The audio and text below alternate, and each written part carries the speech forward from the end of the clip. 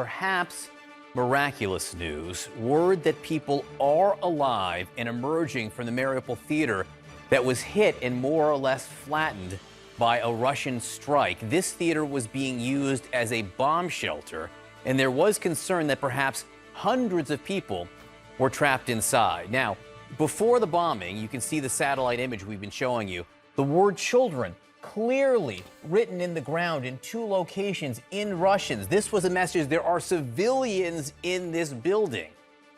We also saw video from inside the theater taken a week ago. So many people, hundreds and hundreds, had been sheltering there. Again, the news this morning is that crews are working to clear the rubble, allowing people trapped inside to walk out. Some are emerging. A key aide to President Volodymyr Zelensky told us many are, but we're trying to get much more information on this at this time. Now, a couple miles away, a building that houses a public swimming pool, it was also hit. An official says the building was housing pregnant women and women with children under 3 years old. You can see the destruction there. And just hours before a curfew in the Ukrainian capital of Kyiv was set to expire, a new attack on a residential building there. At least one person killed when part of a downed missile hit the building. Now, despite all this evidence that everyone can see with their own eyes, Russia denies that they're targeting civilians. Kyiv's mayor is having none of it. They killed children, women, civilians. For what reason? Putin says he's only targeting military targets. Bullshit, sorry. Where is military target? This building is military target. President Biden, with his strongest condemnation yet of Vladimir Putin, for the first time calling him a war criminal for his attacks on Ukrainian civilians. Putin responding to that charge just moments ago, but some examples here. Much of the small city of Volnovakha lying in ruins, destroyed by Russian strikes. Here is what this residential area and a church looked like before the invasion, and you can see what it looks like now.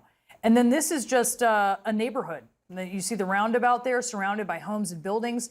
Now you see the area is totally destroyed. It is flattened, scorched rubble everywhere. A senior advisor to President Zelensky claims Ukrainian forces are beginning to counterstrike against the Russians. This is some new video that shows blown up Russian military vehicles at the Kherson airport. And then in Mariupol, Ukrainian forces taking out a Russian tank in a military strike. Overnight, Zelensky taking his worldwide plea for help to Germany. In a virtual address, he invoked the Holocaust, and he called on the German chancellor to destroy a wall that is separating Europe. Now is Vladimir Klitschko, the brother of the mayor of Kyiv, former world boxing champion. He's fighting in Ukraine as a member of the Kyiv Territorial Defense. Thank you so much for being with us this morning. You know, a 36-hour curfew had been instituted in your city. That has now been lifted. Can you tell me the situation on the ground this morning? I'm Ukrainian. Good day. The situation on the ground, speaking of the country, the east of the country, as well as the south, has been attacked. As you know already, that the targets are civilians, and this has been repeated multiple times.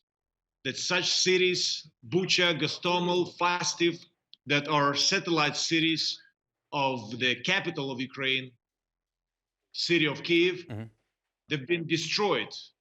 90% of Mariupol is bombarded and destroyed.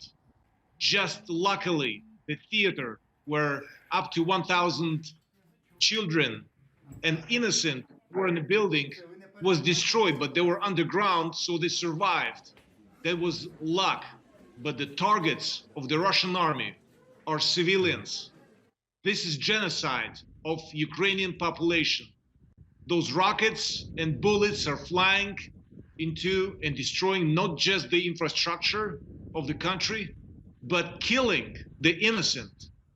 And that's the matter of fact. Kyiv is still standing strong.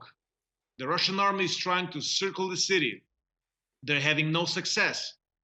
We're standing strong. Our will is strong. And I'm proud of our women and men that stand together against this Russian war and aggression.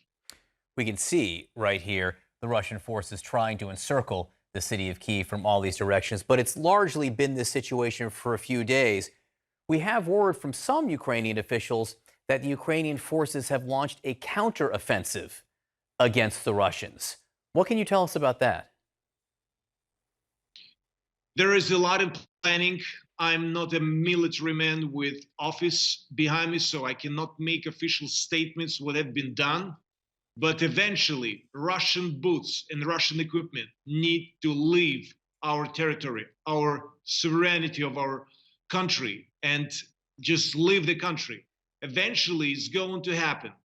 And the sooner it's going to happen, the better it is. I want to say thank you to the US government for delivering, or at least promising to deliver, and that was confirmed, delivering of the military equipment, as well as England. So this aid, this military aid, is very important for us to protect our choice to live in a free country and protect our borders and get out the Russian boots, as I said, out of our country. As part of that military aid, there is word this morning it does include some drones, these Switchblade drones that hit targets and destroy what they're aimed at when they land. What difference do you think this might make?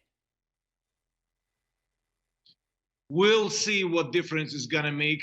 But as I said, any aid, especially military aid, is crucially important to defend our country. We are fighting, but we also need support of our allies. We need humanitarian help because a lot of civilians are struggling. We need this support crucially, and we need to stop Putin's war. We need to stop as soon as possible. The sooner it's going to happen, the more civilian life, or life in general, we're going to save. So the German Chancellor Olaf Scholz said this morning something which has been said by pretty much every NATO nation up until now. He said while they will help as much as they can, no, there will not be any NATO military effort inside Ukraine. Your response to that? We're going to take care of ourselves. We promise we're going to take care of ourselves, which we've done already in the past 21 days of this senseless war. What we need military equipment, deliver of it, and we will defend ourselves. We're going to close the sky by ourselves. We're going to do the job because we're defending our country, but we're also defending the freedom and peace in Europe and the Western world. And we're defending the democratic principles of every other country that are allies and partners. We're not alone, we know that. And as I said, and I repeat it one more time, this war, it's against humanity. This war is against peace. This senseless war of a madman is going to come to an end. But please, we need support to make this end come sooner. We need it.